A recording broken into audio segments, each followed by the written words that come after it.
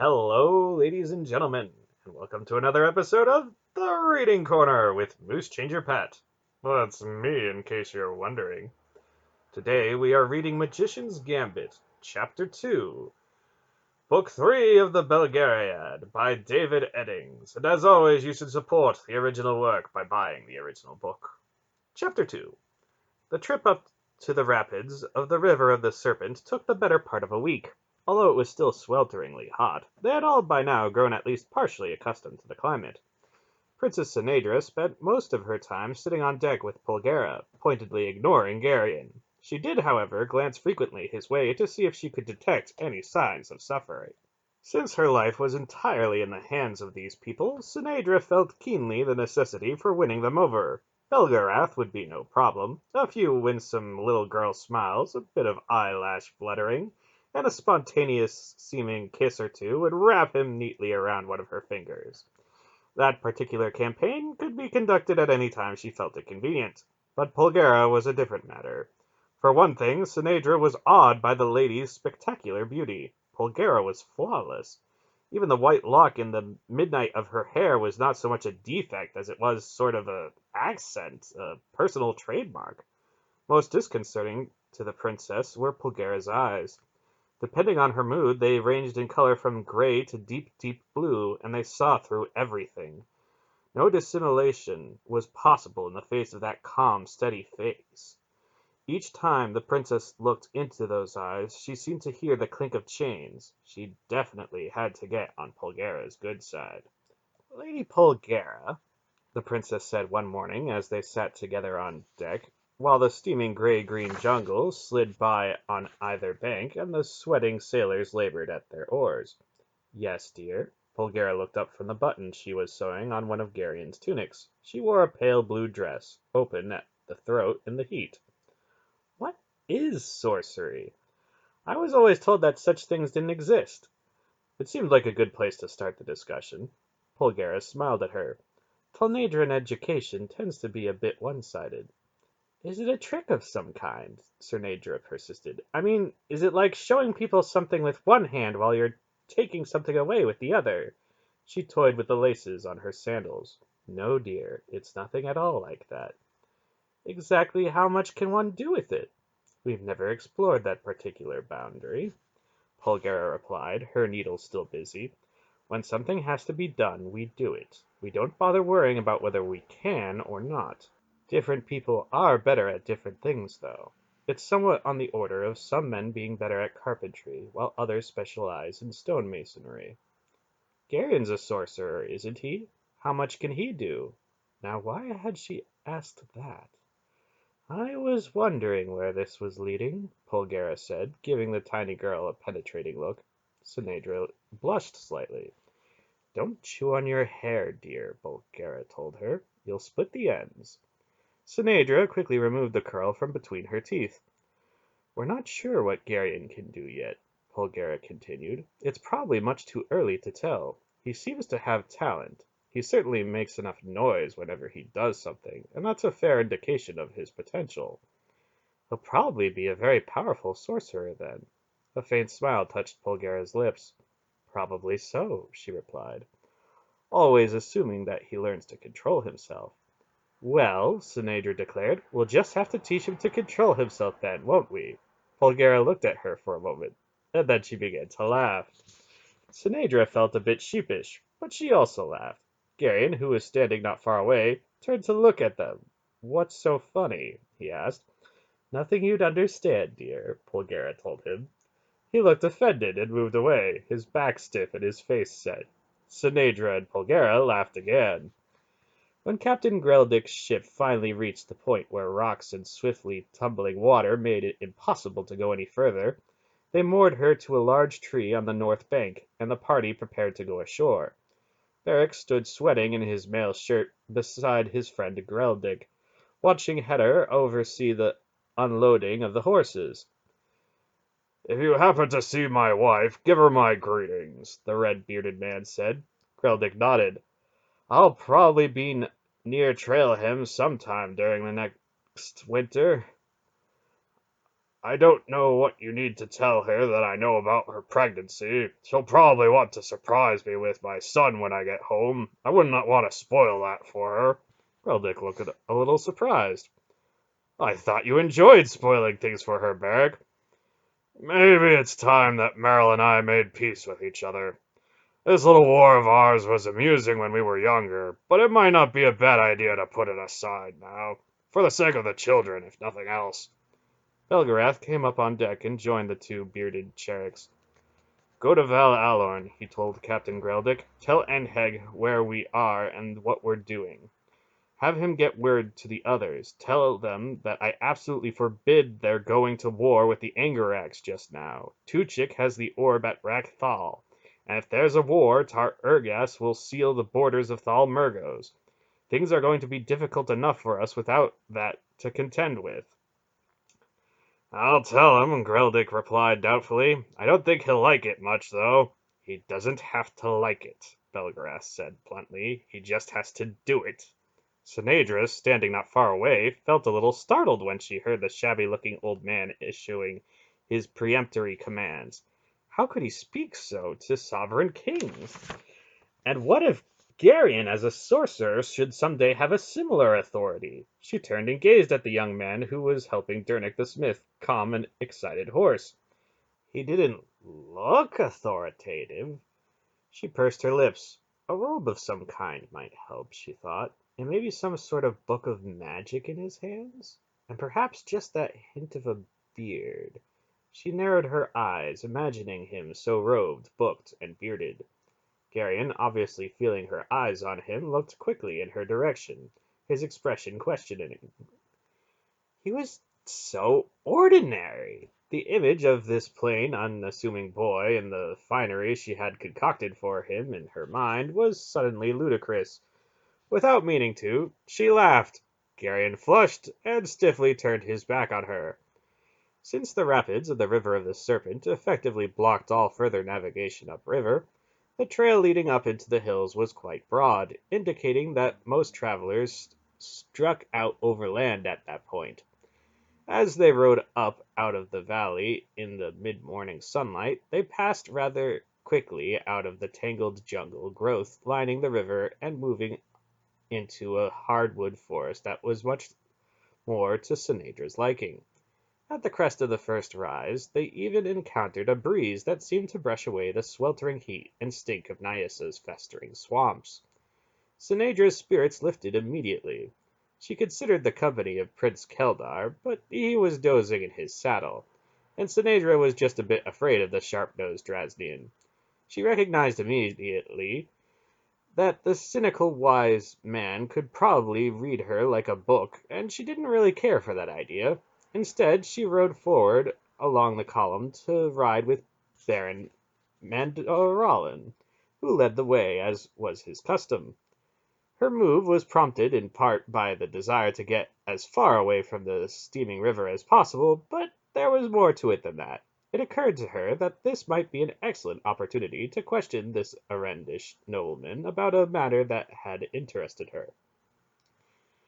Your Highness, the armored knight said respectfully as she pulled her horse in beside his huge charger, dost thou think it prudent to place thyself in the vanguard thus?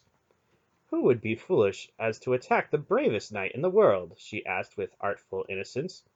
The Baron's expression grew melancholy, and he sighed. And why so great a sigh, Sir Knight? She bantered. It is of no moment, your Highness, he replied. They rode along in silence, though the dappled shade where insects hummed and darted and small scurrying things skittered and rustled in the bushes as the side of the trail. Tell me, the princess said finally, have you known Belgarath for long? All my life, your Highness. Is he regarded highly in Erendia? Highly regarded? Holy Belgarath is the paramount man in the world. Surely thou knowest that, princess. I'm Talnadrin, Baron Mandorallen, she pointed out. Our familiarity with sorcerers is limited. Would an errand describe Belgarath as a man of noble birth? Mandorallen laughed. Your Highness, holy Belgarath's birth is so far lost in the dim reaches of antiquity that thy question has no meaning. Synedra frowned. She did not particularly like being laughed at. "Is he or is he not a nobleman?" she pressed. "He is Belgarath," Mandorallen replied, as if that explained everything. "There are hundreds of barons, earls by the score, and lords without number, but there is only one Belgarath. All men give way to him." She beamed at him. "And what about Lady Pulgera?" Mandorallen blinked, and Sinedra saw that she was going too fast for him. "The Lady Pulgera is revered above all women," he said in puzzled response. "Highness, could I but know the direction of thine inquiry, I might provide thee with more satisfactory response." She laughed. "My dear Baron, it's nothing important or serious, just curiosity, and a way to pass the time as we ride." Durnik the smith came forward at a trot just then, his sorrel horse's hoofbeats thudding on the packed earth of the trail. "Mistress Paul wants you to wait for a bit," he told them. "Is anything wrong?" Sinedra asked. "No, it's just that there's a bush not far from the trail that she recognized. She wants to harvest the leaves. I think they have certain medicinal uses. She said it's very rare and only found in this part of Nyissa."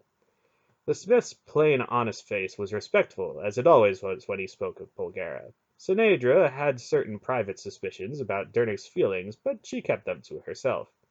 "Oh," he went on, "she said to warn you about the bush. There might be others around. It's about a foot tall, and very shiny green leaves and a little purple flower. It's deadly poisonous, even to touch."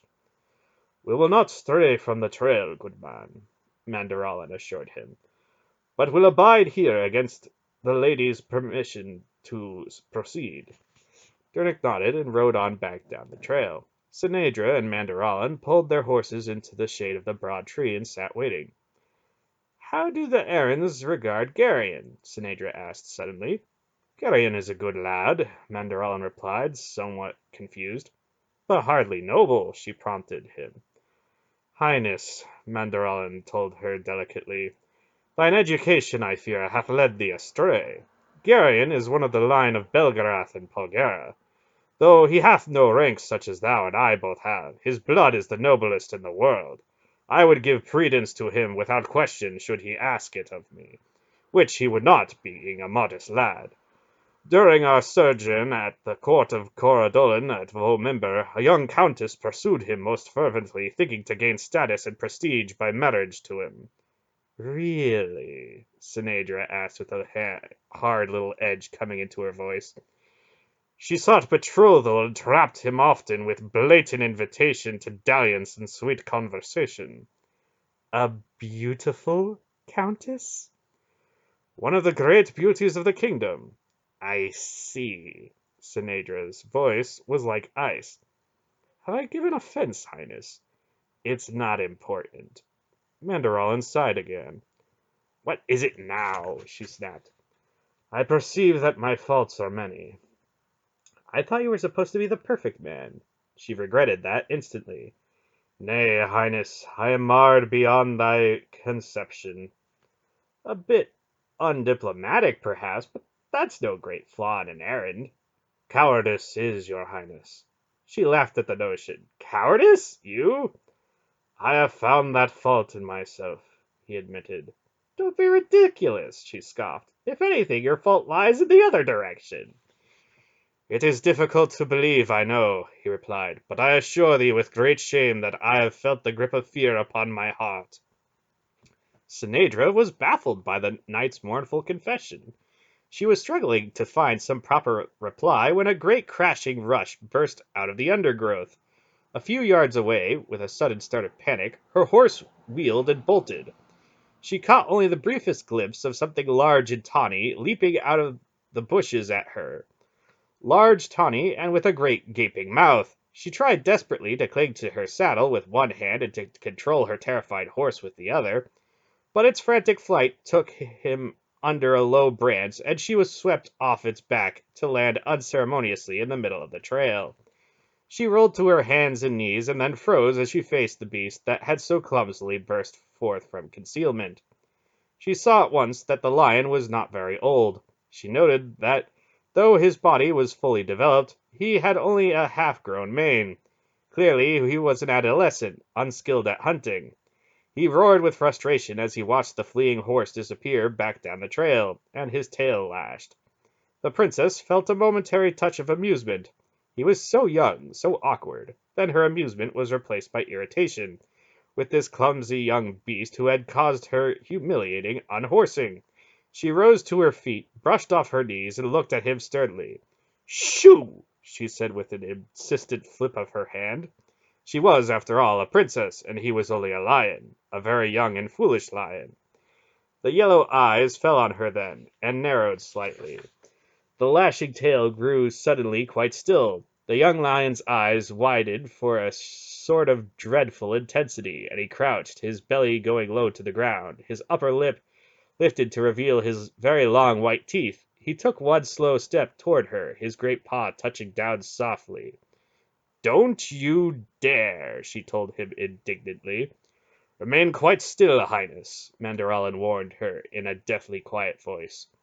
In the corner of her eye she saw him slide out of his saddle. The lion's eyes flickered toward him with annoyance. Carefully, one step at a time, Mandorallen crossed the intervening space until he had placed his armored body between the lion and the princess. The lion watched him warily, not seeming to realize what he was doing until it was too late. Then, cheated of another meal, the cat's eyes went flat with rage. Mandorallen drew his sword very carefully. Then, to Sinedra's amazement, he passed it back, hilt first, to her. "So that thou shalt have means of defending thyself should I fail to withstand him," the knight explained. Doubtfully, Sinedra took hold of the huge hilt with both hands. When Mandorallen released his grip on the blade, however, the point dropped immediately to the ground. Try though she might, Sinedra could not even lift the huge sword. Snarling, the lion crouched even lower. His tail lashed furiously for a moment, then stiffened out behind him. "Mandorallen, look out!" Sinedra screamed, still struggling with the sword. The lion leaped. Mandorallen flung his steel-cased arms wide and stepped forth to meet the cat's charge. They came together with a resounding crash, and Mandorallen locked his arms around the beast's body. The lion wrapped his huge paws around Mandorallen's shoulders, and his claws screeched deafeningly as they raked the steel of the knight's armor. His teeth grated and ground as he gnawed and bit at Mandorallen's helmeted head. Mandorallen tightened his deadly embrace. Sinedra scrambled out of the way, dragging the sword behind her, and stared wide-eyed with fright at the dreadful struggle. The lion's clawing became more desperate, and great deep scratches appeared on Mandorallen's armor as the Mimbrate's arms tightened inexorably. The roars became yowls of pain, and the lion struggled now not to fight or kill, but to escape. He wriggled and thrashed and tried to bite. His hind paws came up to rake furiously at Mandorallen's armored trunk. His yowls grew more shrill, more filled with panic. With a superhuman effort, Mandorallen jerked his arms together. Sinedra heard the cracking of bones with a sickening clarity, and an enormous fountain of blood erupted from the cat's mouth. The young lion's body quivered, and his head dropped. Mandorallen unclenched his locked arms, and the dead beast slid limply from his grasp to the ground at his feet. Stunned, the princess stared at the stupendous man in blood-smeared and clawed armor standing before her. She had just witnessed the impossible. Mandorallen had killed a lion with no weapon but his mighty arms, and all for her. Without knowing why, she found herself crowing with delight. "Mandorallen!" she sang his name. "You are my knight!" Still panting from his efforts, Mandorallen pushed up his visor. His blue eyes were wide, as if her words had struck him with a stunning impact. Then he sank to his knees before her. "Your Highness," he said in a choked voice, "I pledge to thee here upon the body of this beast to be thy true and faithful knight for so long as I have breath." Deep inside her, Sinedra felt a profound sort of click. The sound of two things faded from time's beginning to come together, finally meeting. Something, she did not know exactly what, but something very important had happened here in the sun-dappled glade. And then Barrack, huge and imposing, came galloping up the trail with Heder at his side and the others not far behind. "What happened?" the big Cherrick demanded, swinging down from his horse. Sinedra waited until they had all reined in to make her announcement. "The lion there attacked me," she said, trying to make it sound like an everyday occurrence. Mandorallen killed him with his bare hands. I was in fact wearing these, Highness, the still kneeling knight reminded her, holding up his gauntleted fists. It was the bravest thing I'd ever seen in my life, Sinedra swept on. Why are you down on your knees? Beric asked Mandorallen. Are you hurt? I have just made Sir Mandorallen my very own knight, Sinedra declared, and as is quite proper, he knelt to receive the honor from my hands. From the corner of her eye she saw Geryon in the act of sliding down from his horse. He was scowling like a thundercloud. Silently, Sinedra exulted. Leaning forward then, she placed a sisterly kiss on Mandorallen's brow. Rise, Sir Knight, she commanded, and Mandorallen creaked to his feet. Sinedra was enormously pleased with herself. The remainder of the day passed without incident. They crossed a low range of hills and came down into a little valley as the sun settled slowly into a cloud bank off to the west. The valley was watered by a small stream, sparkling and cold, and they stopped there to set up their night's encampment. Mandorallen, in his new role as Knight Protector, was suitably attentive, and Sinedra accepted his service graciously, casting occasional covert glances at Geryon to be certain that he was noticing everything. Somewhat later, when Mandorallen had gone to see to his horse and Geryon had stomped off to sulk, she sat demurely on a moss-covered log, congratulating herself on the day's accomplishments. You're playing a cruel game, Princess, Durnik told her bluntly from the spot a few feet away where he was building a fire. Sinedra was startled. So far as she could remember, Durnik had never spoken directly to her since she had joined the party. The smith was obviously uncomfortable in the presence of royalty, and indeed seemed actually to avoid her. Now, however, he looked straight into her face, and his tone was reproving. I don't know what you're talking about, she declared. I think you do. His plain, honest face was serious, and his gaze was steady. Sinedra lowered her eyes and flushed slowly. I've seen village girls play this game, he continued. Nothing good ever comes of it. I'm not trying to hurt anybody, Durnik. There isn't really anything of that sort between Mandorallen and me. We both know that. Geryon doesn't. Sinedra was amazed. Geryon? Isn't that what it's all about? Of course not, she objected indignantly. Durnik's look was profoundly skeptical. Such a thing never entered my mind, Sinedra rushed on. It's absolutely absurd. Really? Sinedra's bold front collapsed. He's so stubborn, she complained. He just won't do anything the way he's supposed to. He's an honest boy. Whatever else he is or might become, he's still the plain simple boy he was at Fowler's farm. He doesn't know the rules of gentry. He won't lie to you or flatter you or say things he doesn't really feel. I think something very important is going to happen to him before very long. I don't know what, but I do know it's going to take all his strength and courage. Don't weaken him with all this childishness. Oh, Durnik, she said with a great sigh, what am I going to do? Be honest. Say only what's in your heart. Don't say one thing and mean another. That won't work with him.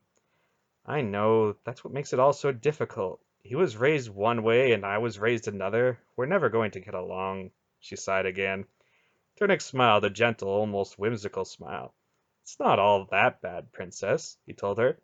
You'll fight a great deal at first. You're almost as stubborn as he is, you know. You were born in different parts of the world, but you're not really all that different inside. You'll shout at each other and shake your fingers in each other's faces, but in time that will pass, and you won't even remember what you were shouting about. Some of the best marriages I know started off that way. Marriage? That's what you've got in mind, isn't it? She stared at him incredulously. Then she suddenly laughed. Dear, dear Durnik, she said, you don't understand at all, do you? I understand what I see, he replied, and what I see is a young girl doing everything she possibly can to catch a young man. Sinedra sighed. That's completely out of the question, you know. Even if I felt that way, which of course I don't. Naturally not. He looked slightly amused.